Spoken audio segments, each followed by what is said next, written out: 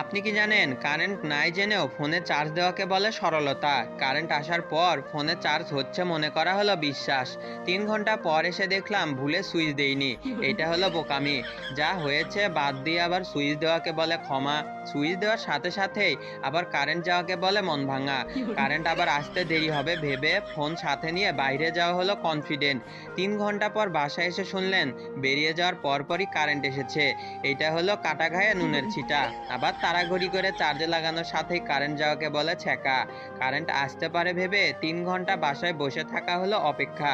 3 ঘন্টা অপেক্ষা করে নিজের ওপর বিরক্ত হয়ে মন খারাপ করাকে বলে ডিপ্রেশন।